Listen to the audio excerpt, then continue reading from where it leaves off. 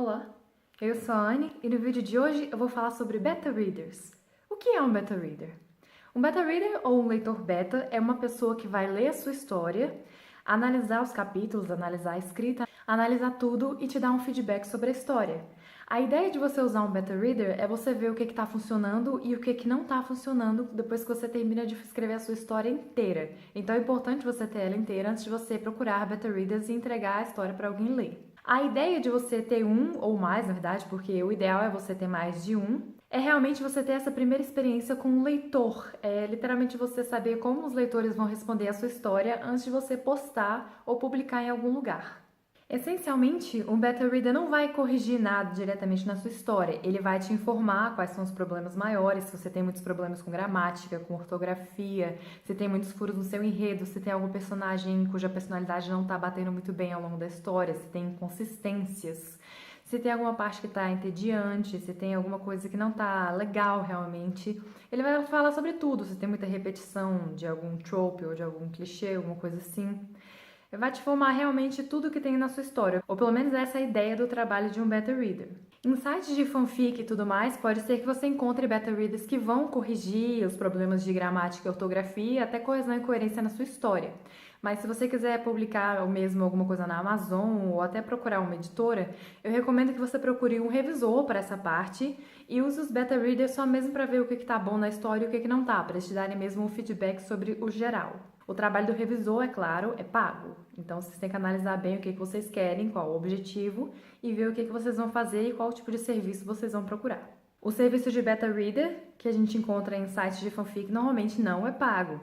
E também, quando você procura um beta reader entre os seus amigos, ou até gente aleatória na internet que você vê em grupos ou alguma coisa assim, o serviço também não é pago. A pessoa faz mesmo de pura boa vontade para tentar ajudar alguém. E por isso também é muito legal, porque você pode conhecer gente nova, você pode mostrar o seu trabalho para gente nova e talvez com isso encontrar novos leitores, conhecer escritores novos e, de uma forma geral, uma experiência muito interessante para se ter e é muito importante na hora de compor o seu livro, porque é bom a gente mostrar para alguém e ver o que tá bom, o que não tá, pra gente ir ajustando e com isso ter a versão final da nossa história. Porque nem o livro tá pronto quando a gente termina a primeira versão dele, escreve, coloca o ponto final no último capítulo e é isso, né? A gente tem que escrever, aí tem que editar, tem que fazer a primeira revisão, a segunda revisão, quantas forem necessárias, e aí passar para os betas pra gente fazer a revisão final, e só então o livro vai realmente estar pronto, a história, a fanfic, enfim, o que quer que seja. Agora, como você encontra um beta reader?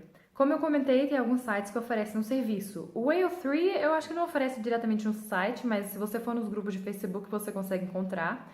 O fanfiction.net eu sei que oferece, o Nia oferece, o Inspired eu sei que está oferecendo também, vai começar a oferecer na verdade. E você pode ir procurando mesmo em sites, em qualquer lugar. Você pode ir em grupos do Facebook de escrita e ver se tem alguém que se disponibiliza a abetar a sua história. Você pode fazer qualquer coisa mesmo, encontrar um amigo seu que esteja disposto a fazer esse trabalho. Talvez um professor também da escola, alguém da faculdade. Qualquer pessoa pode ser um beta reader da sua história. O importante é que a pessoa seja sincera, que ela realmente analise todos os aspectos que você precisa que sejam avaliados na história e que te dê esse feedback para que você possa trabalhar no que ainda não está bom. Isso é muito importante, gente. Você não pode procurar um beta reader para a pessoa te encher de elogios, para falar, nossa, como você é maravilhoso, como você é bom escritor, como a sua história é incrível.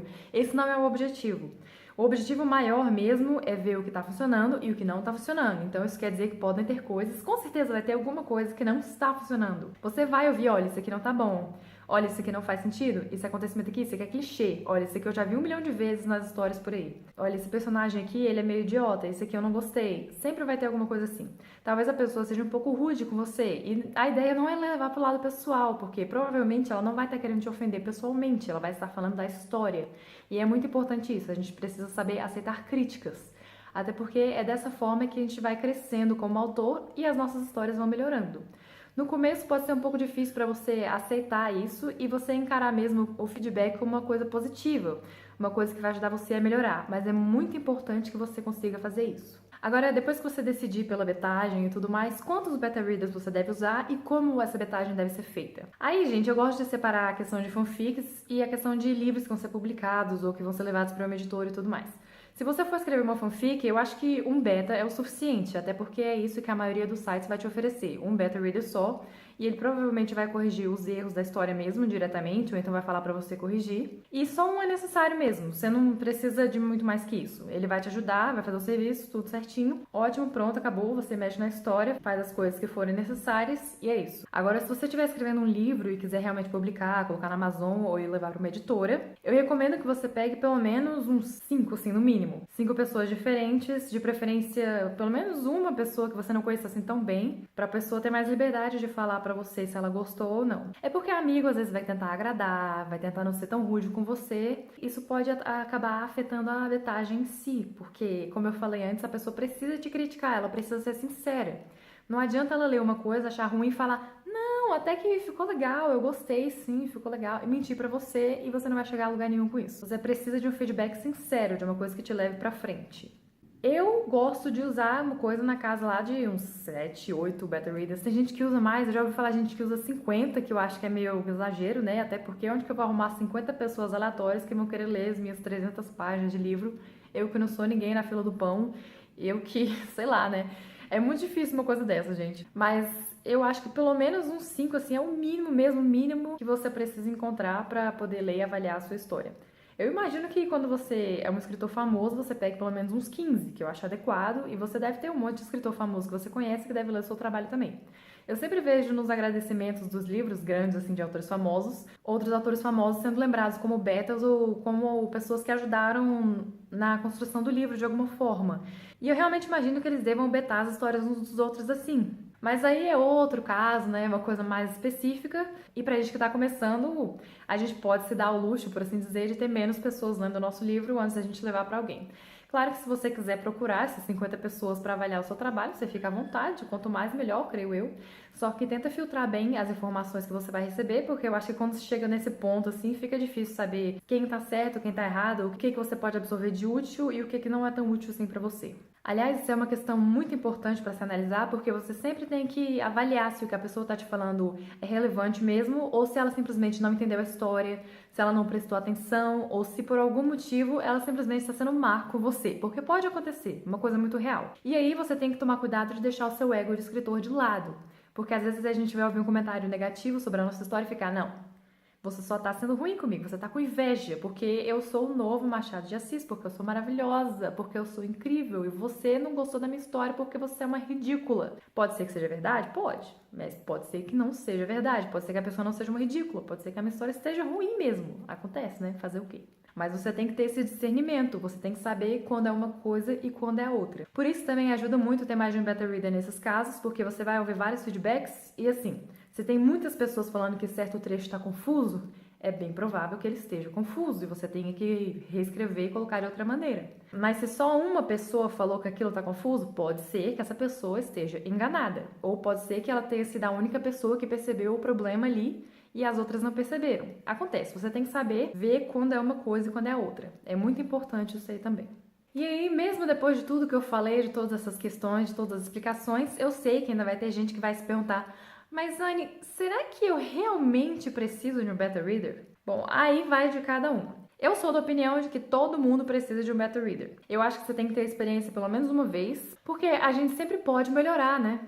Mesmo que a gente esteja no nosso melhor momento, tipo, que a nossa escrita esteja na melhor fase possível dela, sempre tem alguma coisa que pode melhorar, sempre tem alguma coisa que a gente não tá vendo que tá fazendo errado ou que tá fazendo mal, e a outra pessoa que tá lendo, que tá de fora, pode ver aquilo ali, apontar, e aí finalmente a gente vai perceber aquele defeito e vai poder trabalhar em cima dele. Também é legal porque é uma experiência diferente, né? Você vai trabalhando diretamente na sua história junto com outra pessoa. É uma coisa diferente de trabalhar só com si mesmo, na sua mente, você que conhece tudo, que conhece todos os aspectos da história, que conhece os personagens. É muito interessante a experiência de um modo geral. Eu acho que todo mundo devia ter um beta reader pelo menos uma vez, tanto nessa versão em que a pessoa corrige tudo e depois te dá um feedback no final, quanto nessa versão que você manda para diversas pessoas e aí elas vão mandando os feedbacks para você ao longo do tempo. Aliás, gente, quando você faz essa betagem em que o beta corrige tudo mesmo, a ortografia, a gramática e tudo mais, normalmente ela é feita capítulo a capítulo. Você manda um capítulo, ele corrige e te devolve, vocês conversam. Você manda outro capítulo e aí a mesma coisa acontece e assim vai. Só que quando você vai mandar para vários betas e eles só vão te dar o feedback do geral,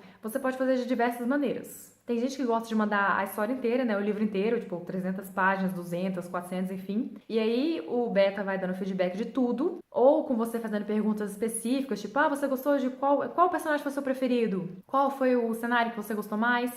Teve alguma coisa que não funcionou pra você, etc. Se você gostou de tal plot twist, etc, etc, etc. Ou você também pode mandar capítulo a capítulo, ou 3 capítulos de cada vez, da forma que você preferir. Tem gente também que gosta muito de preparar perguntas específicas para cada capítulo. Por exemplo, você manda os capítulos de 1 a 5 e depois que o beta terminar de ler, antes de você mandar os próximos, você pergunta: qual foi seu personagem preferido desse trecho? Qual foi o personagem que você menos gostou? Por quê? Qual foi o acontecimento que você mais gostou desse trecho? Qual foi o acontecimento que você menos gostou? Por quê? E por aí vai. O que você gostou da ambientação? Teve alguma parte que você achou ruim? Teve alguma parte da escrita que você achou ruim? Teve alguma coisa da escrita que você achou boa? Tem alguma observação que você queira me dar? E etc. Isso é útil porque às vezes o beta não sabe muito bem sobre o que falar, às vezes ele não quer te ofender desnecessariamente, apontando alguma coisa que vai parecer picuinha do beta ou algo assim. Então também é bom dar um direcionamento, ajuda bastante. Mas a betagem é uma coisa meio que individual, né? Cada um decide como vai fazer, quantas pessoas vai escolher, se vai fazer pergunta X ou Y, quantos capítulos vai mandar, se vai mandar a história inteira e tudo mais.